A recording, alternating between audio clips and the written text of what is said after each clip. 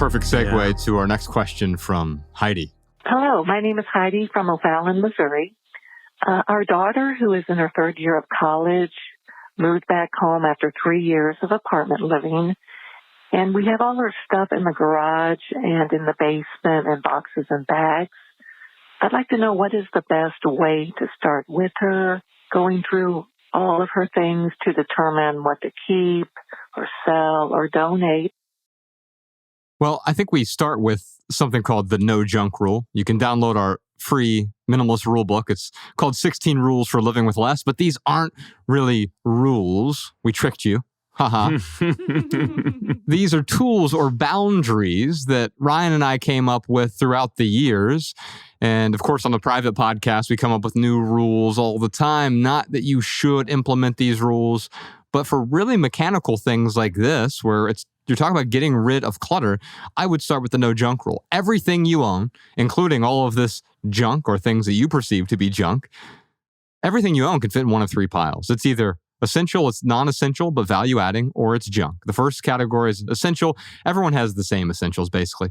Food, shelter, clothing. Now, they look different. You know, Ryan wears different clothes from me. His black shirt's different from my black shirt, which is the only essential shirt. That's right. But food, clothing, shelter, they all look different for everyone, but the same fundamentals, right? The same sort of foundation. Education, vocation, transportation, all looks different for people, but these are essentials for most people. Mm. The non-essentials, these are things that add value to your life, that make life more enjoyable. I don't have to own a couch, but I get value from it. I don't have to own a coffee table, but I enjoy setting my coffee on my coffee table. And so I own a coffee table. No problem with that, right?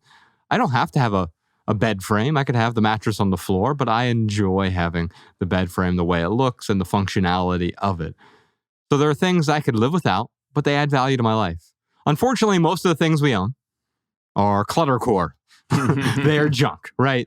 It's all the stuff that actually gets in the way of the things that we can enjoy. And so I would look at everything and place it in one of three piles and be really, really honest. Because Ryan, when you used to do mentoring, people would tell you that all these things are essential in their home, but there were things they never used. They were like potentially essential. And it's like, that's not even non-essential, but value adding. It's something that is some hypothetical value that you're not getting from the thing at all. Yeah. And so the thing I'll say to Heidi is that I would do that, but I also have some sort of deadline.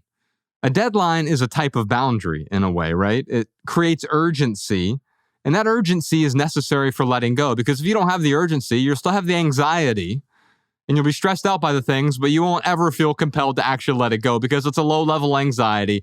And so you'll hold on to those things, hoping that maybe one day something will magically happen and you'll let go of those things. But if you set a deadline, you say, at the end of this month, you have 30 days. We're going to sort through this together. I'm going to support you in this, but I'm not going to do it for you. Man, that's a beautiful place to start. That's good. Yeah. I mean, Heidi, unfortunately, you didn't do this on purpose, but unfortunately, you did not set up a boundary with your daughter in the sense of clear boundaries. What you did is you were like, you can have the basement and you can have this other room. And that was her boundary. And so, I agree with you, Josh. Like, she's got to find a way to work with her daughter to find some new boundaries. And, you know, Heidi, the best way to approach this, and this goes for Jessica as well, for the last question, like, instead of going to someone and say, hey, do this for me, find a way to say, do it for us. And that's how you can enroll someone, instead of just saying, here's my problem that I have with you, and here's what I need you to do. It's more about going to them and saying, hey, I really could use your help on something. And kind of approach it from that aspect, because that is going to, that's just going to enroll someone a lot more to help you than kind of telling them what they're doing wrong that you want them to change. Heidi, one thing I love about the spirit of your question is that I can feel you wrestling with it in a way that signals a lot of graciousness that you have towards your daughter, because you could just flex your power and authority in this situation. If you are the one who's letting her live with you, you could just say, I want this stuff out of here and I want it now. And it's so easy to lead with flexing. But the thing about flexing is once you go that once you go down that path, it changes the dynamic of the relationship forever. You might have the right to flex, but when you exercise that right, boy, does it change things. And so I appreciate that you have resisted that tendency to flex and you're wrestling with it, saying, how can I go about this in a way that creates a win for everybody, in a way that feels good and doesn't require a fight? What I would suggest is something along the following lines. I use 3 statements. Number 1, here's what I need. Number 2, here's the concern I have about what I need. Number 3, here's my question for you. Here's what I need. You can say to your daughter something like, I need to feel good about the space that I live in. And it's very important to me that everywhere I'm going, there's not a whole lot of clutter. That's what I need. Here's my concern about what I need. I'm worried that my need might impose on you in a way that takes away value from you. I'm worried that my demands on you would cause you to go without the things that you need. So here's my question for you. What's the best way for the both of us to get what we want?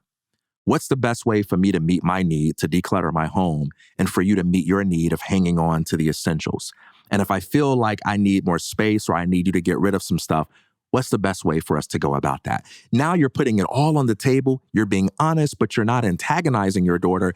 And you're also not taking on the burden of figuring her out for yourself, doing all the thinking for yourself, and you're having her communicate with you. It's usually a lot easier to get people's cooperation when you approach things with that kind of energy behind it. And for all the people on YouTube that's going to be like, no, I would just tell her stuff's got to go. I respect the fact that you already know that and that you're choosing to go about this in a way so that you and your daughter can be able to laugh and have a good time after the conversation is over. And I respect that approach. Yeah. Did you enjoy this standalone Patreon highlight? If so, you can listen to full episodes of the Minimalists private podcast available exclusively on Patreon. Visit patreon.com/theminimalists or click the link in the description. Your support keeps our podcast and YouTube channel 100% advertisement free.